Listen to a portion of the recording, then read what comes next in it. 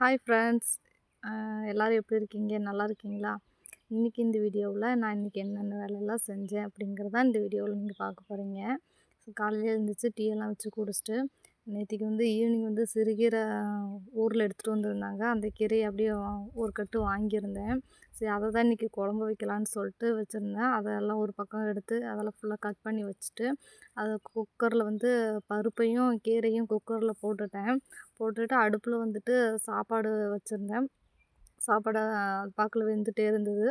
ஒரு பக்கம் குக்கரில் பருப்பும் வெந்துருச்சு. அதுக்கப்புறம் பருப்பெல்லாம் சரி தாளிச்சிடணும். அதுக்கப்புறம் சாப்பாடு வெந்தோடனே சாப்பாட்டை வடித்து வச்சுட்டு, நம்ம சரி கீரையை தாளிச்சு விட்டுறலாம் அப்படின்னு சொல்லிட்டு அந்த வேலையை பார்த்துருந்தேன். இப்போ சாப்பாடு வெந்துருச்சு. சாப்பாடு வெந்ததுக்கப்புறம் என்ன பண்ணேன் அப்படின்னா, சாப்பாட்டை வடியில் வச்சுட்டு குழம்பு தாளிக்கிறதுக்கு தாச்சியை அடுப்பில் வச்சுட்டு அது கொஞ்சம் சூடாகட்டும் அப்படின்னு சொல்லிட்டு இந்த பக்கம் சாப்பாட்டை வடித்து அப்படியே நிறுத்தி வச்சுட்டு இங்கே கொஞ்சம் தாச்சி சூடானோடனே எண்ணெய் ஊற்றிட்டேன்.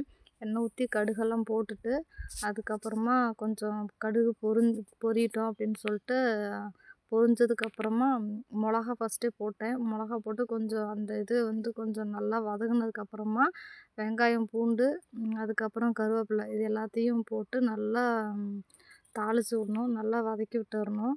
இப்போ பார்த்திங்கன்னா அந்த மிளகா, வெங்காயம், பூண்டு இதில் தக்காளி என்ன பண்ணேன் அப்படின்னா, தக்காளி, சீரகம் இது எல்லாத்தையுமே கீரை கூடயே போட்டு வேக வச்சிட்டேன்.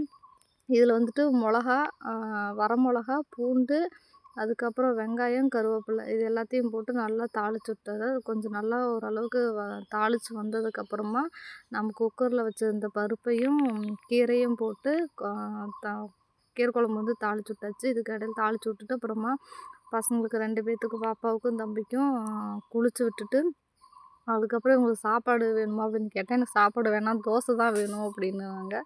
சரின்னு சொல்லிட்டு அவங்களுக்கு குளிச்சு விட்டுட்டு நான் அங்கே கீரை குழம்பு அடுப்பில் வச்சுட்டு போய் உள்ளே தோசை ஊற்றி 2 பேர்த்துக்கும் தோசை, அதுக்கப்புறம் தோசை ஊற்றி எடுத்து கொடுத்தா எனக்கு சட்னி வேணாம், எனக்கு நாட்டு சர்க்கரை தான் வேணும் அப்படின்னு சொல்லியிருந்தாங்க.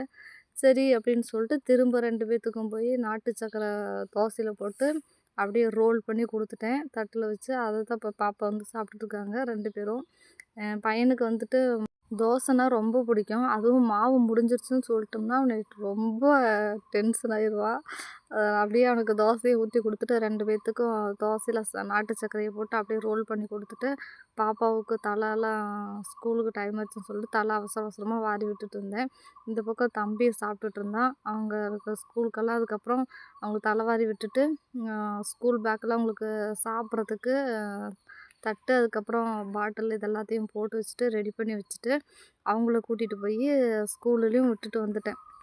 ஸ்கூலில் விட்டுட்டு வந்துட்டு அதுக்கப்புறமா என்ன பண்ணேன் அப்படின்னா, ட்ரெஸ் எல்லாம் ஃபுல்லாக இருந்துச்சு. அந்த ட்ரெஸ் எல்லாம் ஃபுல்லாத்தையும் எல்லா துணியும் ட்ரெஸ்ஸு ஃபுல்லாக வாஷ் பண்ணி போட்டுட்டு, அதுக்கப்புறம் நான் சாப்பிட்டுட்டு காட்டுக்கு ஒரு வழியாக வந்துட்டேன் ஃப்ரெண்ட்ஸ்.